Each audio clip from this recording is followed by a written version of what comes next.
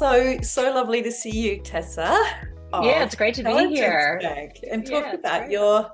your journey as a founder and into scale up. 14 years with Intelligence Bank. Um, so tell me, just for people who may not know, what is Intelligence Bank? How did you found it? What's your story? What's your own Yeah, story? sure. So, before Intelligence Bank, I worked in ad land and loved creating things in advertising and being part of that. And then I was the CMO of Hitwise, which was an internet startup based in Melbourne. And we had a great exit, and that was a super fun journey. But as a CMO there, I also experienced a lot of pain that all of our customers also face, and that is managing creative assets at scale, managing creative approvals, managing brands, educating people on, kind of content operations and making that process seamless. So Intelligence Bank at its heart is a content governance platform. We've got lots of different products, but our main products are around digital asset management to kind of manage the approvals of creative assets and the distribution of them.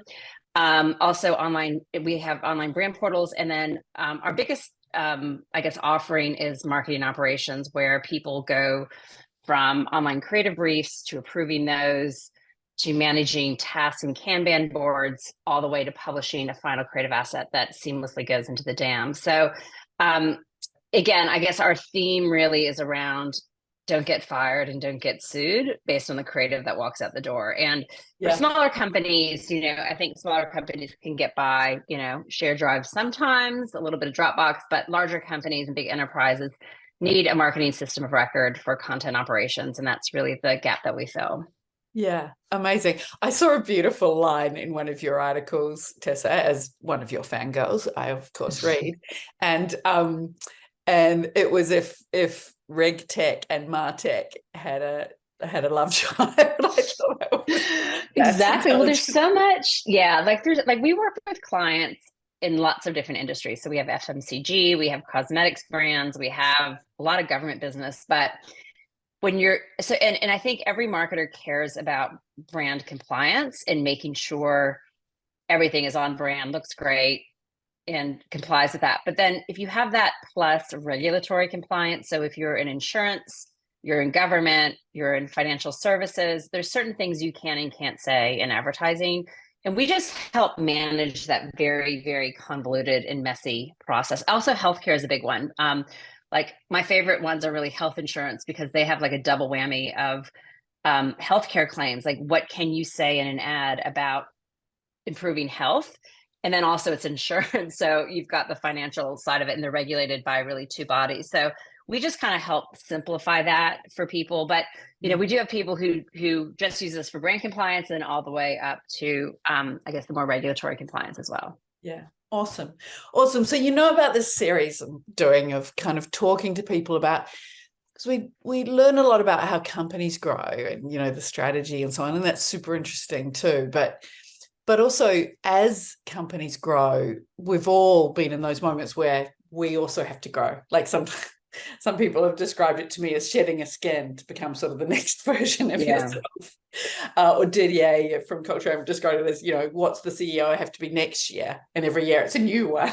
You're Yes, nodding. I think you absolutely. know this journey, because you've gone from startup to kind of 400 customers across 53 countries, etc. You've scaled up in those years. Tell me about your journey, and how you've continued to grow through that time and become the CEO. Yeah.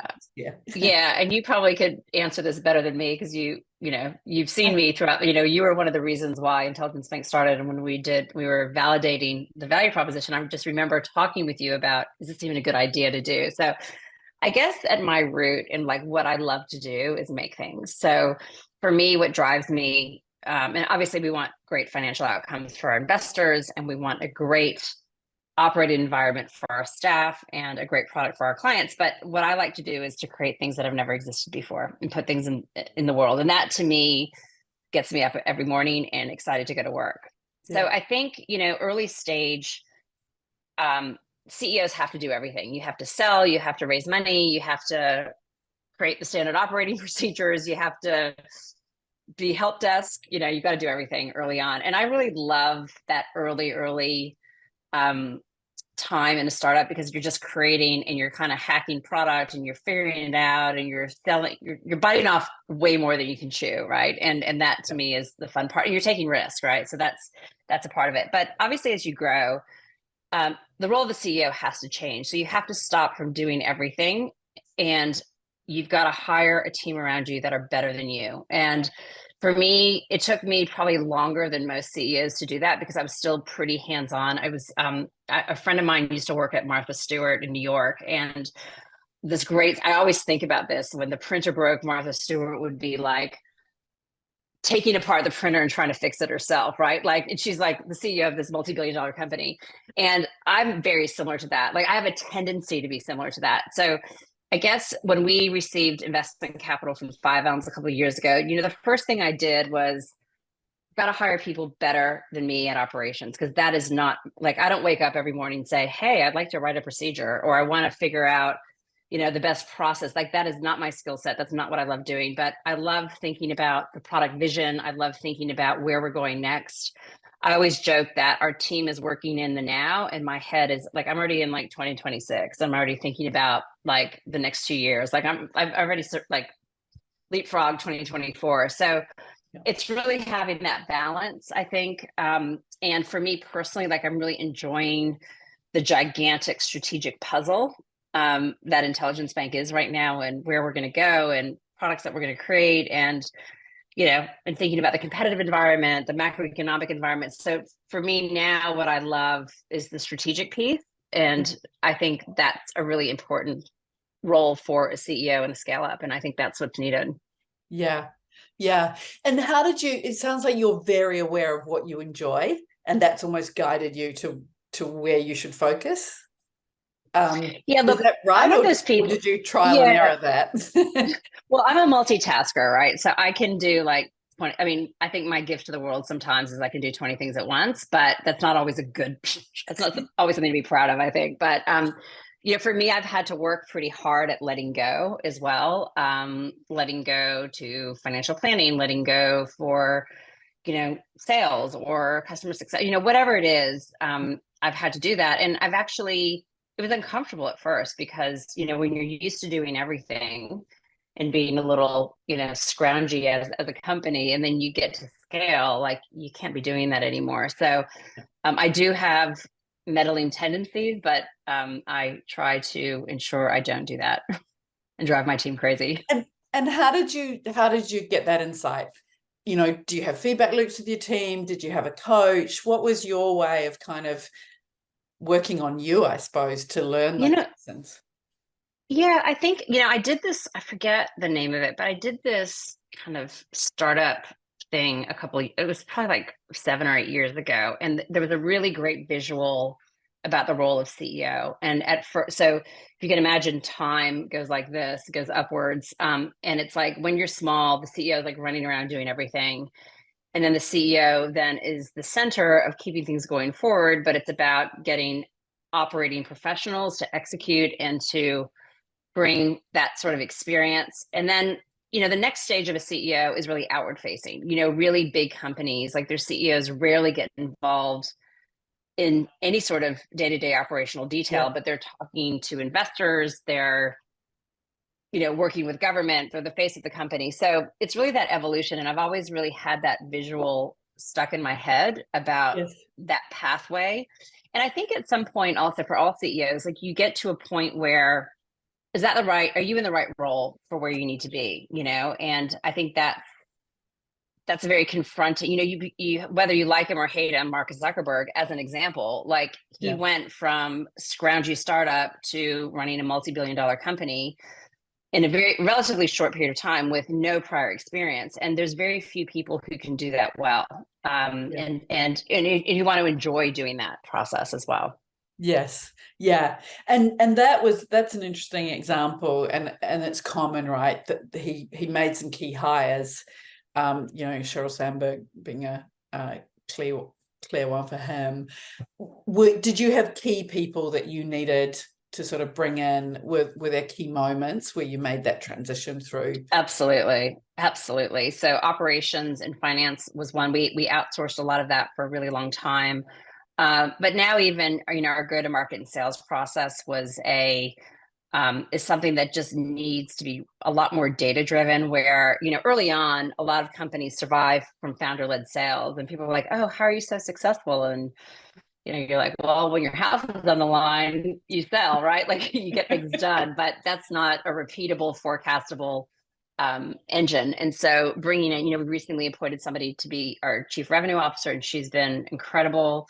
And then we've also recently added a chief marketing officer. So we've had marketing people within the organization before, to varying degrees of success in that, but really somebody to take us forward from a scalability perspective internationally is what we need to be doing. And yeah, you just have to make those investments. And, I'm a firm believer of investing in the future. So I'm not one of those penny pincher type people where, we run the business in a smart way, but I do think you have to invest in people and get the right people on the team.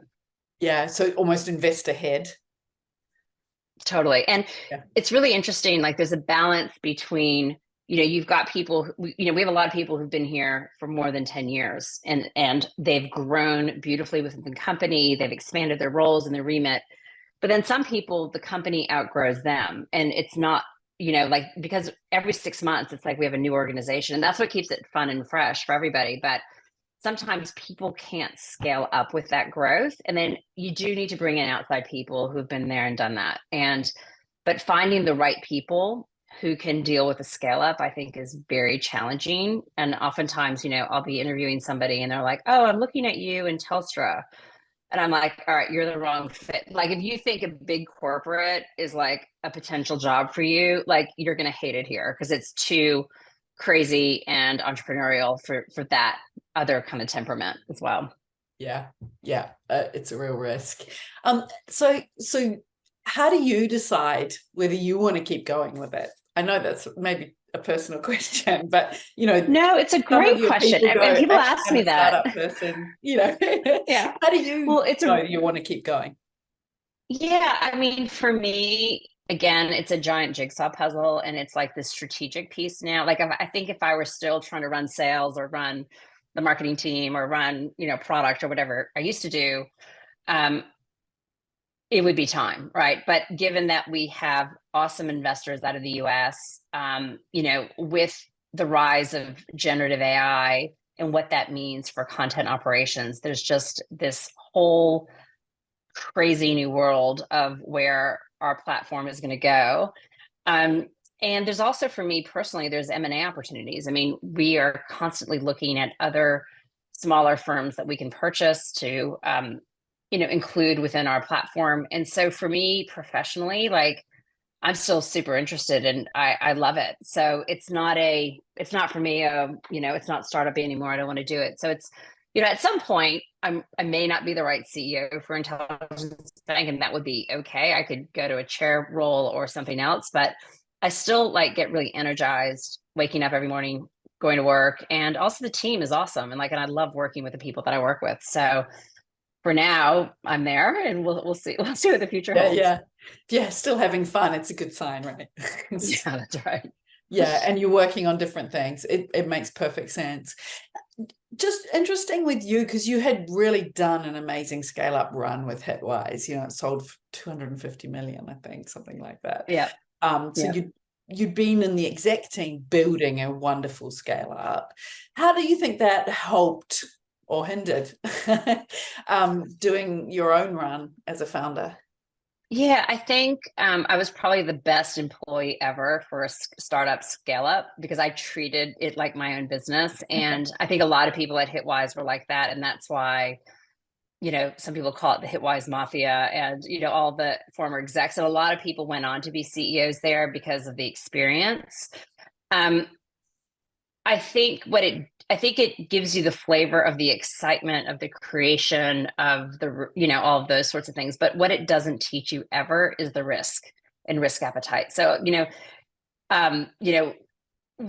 and you and I have talked about this before, that, there are a lot of university courses that teach entrepreneurship. And I just firmly believe it's very hard to teach that, because I think you either have an appetite to risk everything or you don't. And it's being able to go to put your head on the pillow at night and sleep is like the big differentiator. And it was hard for me at the beginning, because I was like, oh, we just signed our first client, but we haven't had any new sales in 5 months and I haven't paid myself, or, early days. And that's the reality of it. And even employees of startups don't see that pain. I was having a drink the other night with a guy who's just started a business, and he was just saying, my staff don't see the heartache and pain and the financial stress that goes along with it. So I do think you have to have, a stomach of steel to deal with the ups and downs, because at the end of the day, the buck stops with you. It doesn't stop with anyone else. Yeah.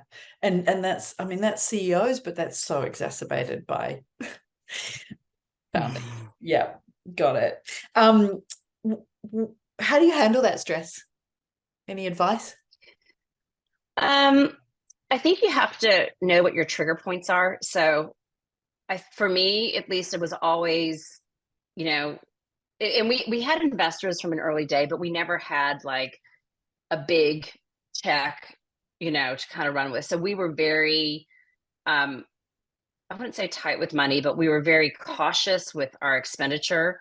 And we did a lot of selling off the plan, and we had a lot of really amazing early clients who helped us develop the product and gave feedback. And they also paid in advance, which always helps. But I think what's important is to understand your trigger points of like what stresses you out. So sometimes, like for me, it was always, financially, are we going to be okay from that perspective? And I probably stressed out too much about it, in the sense, like we were always in a very good financial perspective, in a good financial way, but that was something that was always top of mind. But I think it's about recognizing what that is, whatever that moment of anxiety is. Look at it objectively and kiss it goodbye. Like, because a lot of times what happens is that you have a trigger point in this is in life in general, but like you have something and it creates excessive worry where it doesn't need to be. How do you kiss it goodbye? Just put it in a box. I think you've got to acknowledge. Yeah, you literally put it in a box. Like you literally, like if you worry about, let's say, some people worry about scalability of their product, like tech engineers stress out about that. Like we had one of our early engineers, and he was like, oh my gosh, we're dealing with data from all these big companies. Are we scalable? Like that was his trigger point. And so you have to kind of come back to, are my worries valid, or am I just being overly, like nothing bad has happened yet, like, or am I being over sensitive to it? So I think those are the two things. Awesome. Okay, so your one piece of advice for a scale-up founder of all the things, the many things you've learned, Tessa? I think it's people. Like I think at the end of the day, you cannot do it alone, and especially when you're scaling, and you have to bring in a great team around you. And I think, as you just said, hire in advance, like hire for the company that you want to be in, 3 to 5 years versus hiring for the past. Yeah, awesome. That's amazing advice. Thank you so much, Tessa, for coming in and having a chat today. Yeah, thank you. It was great to talk.